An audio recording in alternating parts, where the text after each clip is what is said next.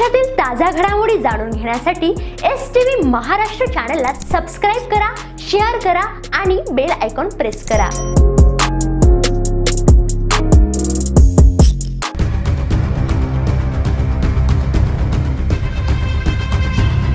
शिरपूर तालुक्यात युरिया खताचा मुबलक साठा असूनही शेतकऱ्यांना मात्र त्रास। श्रीपाद कृषी केंद्रावर कारवाईची मागणी। शिरपूर तालुक्यात युरिया खताचा पुरेसा साठा असूनही शेतकऱ्यांना वेळेवर खत न मिळाल्याने नाराजीचं वातावरण निर्माण झाले। याच पार्श्वभूमीवर श्रीपाद कृषी सेवा केंद्रावर कारवाई करण्याची जोरदार मागणी शेतकऱ्यांनी केली आहे।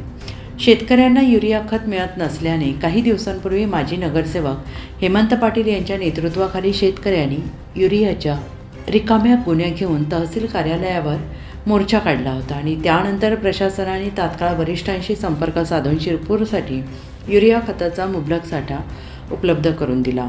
मात्र उपलब्ध साठा असूनही श्रीपाद कृषी सेवा केंद्राने खत वितरणात दिरंगाई केल्याने शेतकऱ्यांना दिवसभर गोडाऊनवर उभं राहावं लागलं आणि त्यामुळे संतप्त झालेल्या शेतकऱ्यांनी पुन्हा हेमंत पाटील यांच्याशी संपर्क साधला। पाटील यांनी तात्काळ गोडाऊनवर भेट देत संबंधित दुकानदारास बोलून शेतकऱ्यांना त्वरित खत वितरित करण्याची मागणी केली, परंतु दुकानदार उशिरा आल्यामुळे वातावरण तणावपूर्ण झालं होतं। शेतकऱ्यांनी सदर कृषी सेवा केंद्राच्या विरोधात तीव्र संताप व्यक्त करत संबंधित दुकान मालकावर तात्काळ कारवाई करण्याची मागणी केली आहे।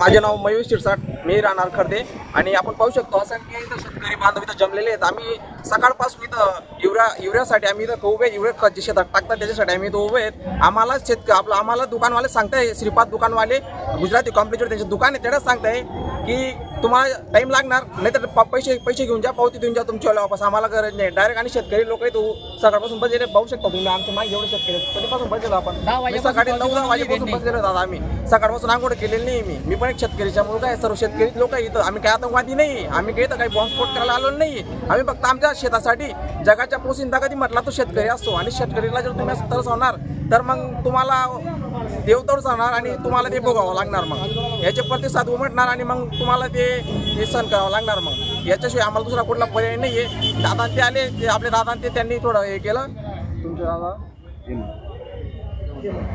हेमंत दादा ते आले, त्यांनी थोडंसं त्यांना बोलले, त्यांना फोन लावून बोलवलं, मग त्यांनी आता चालू केलेलं आहे वाटायचं आणि शेतकऱ्यांच्या आता थोडंफार दादांमुळे काहीतरी मदत झाली।